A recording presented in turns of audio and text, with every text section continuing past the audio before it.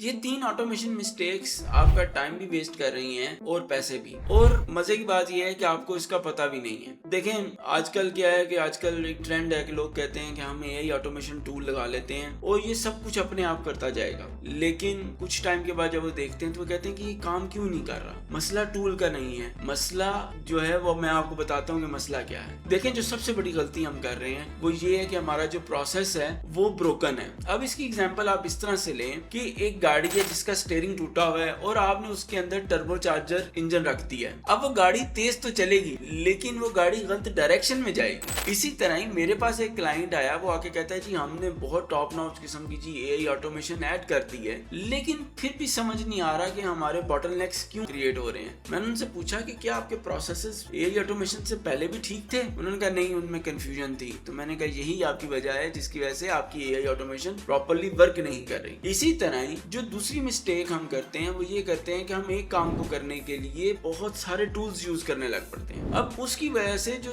ये सब टूल्स होते हैं आपस में एक वॉर की सिचुएशन में चले जाते हैं और उस वॉर के दौरान आपकी सब्सक्रिप्शन की कॉस्ट तो आपको बेयर करनी पड़ रही है, लेकिन उसके साथ साथ जो आउटपुट आपको चाहिए वो नहीं आ रही। ऑब्वियसली आपके ऑपरेशन सफर करते हैं और आपको एक लॉन्गर रन में एक लॉन्गर नुकसान जरूर होता है। तीसरी गलती, जो सबसे बड़ी गलती है या जो सबसे डेंजरस गलती है, वो ये है कि हमारे पूरे के पूरे उस प्रोसेस के अंदर क्यों कोई ह्यूमन नहीं होता। अब वो ह्यूमन ओवरसाइट ना होने की वजह से आपको प्रॉब्लम ये होगा कि एआई अपने आप डिसीजंस ले सकती है, लेकिन ऐसा नहीं है। एआई आपको असिस्ट करने के लिए है, आपके बिहाफ पे डिसीजंस लेने के लिए नहीं है। तो लिहाजा आपको अपने पूरे प्रोसेस के अंदर जहां पे डिसीजन मेकिंग लेनी है वहां पे आपको ह्यूमन ओवरसाइट या खुद को प्रेजेंट रखना है ताकि आप अपने लिए खुद सेंसिबल डिसीजंस ले सकें। अगर आप भी अपनी ऑर्गेनाइजेशन के अंदर एआई ऑटोमेशन को प्रॉपरली इंटीग्रेट करना चाहते हैं और उसमें आप मेरी मदद चाहते हैं तो अभी मुझे एआई लिख के डीएम करें और हम मिलकर इस पे काम करेंगे। और अगर आपको ये रील पसंद आई और आप इस तरह की मजीद रील्स को देखना चाहते हैं तो अभी मेरी प्रोफाइल को फॉलो कर लें और इस रील को अपने दोस्तों के साथ शेयर कर दें। Thank you very much.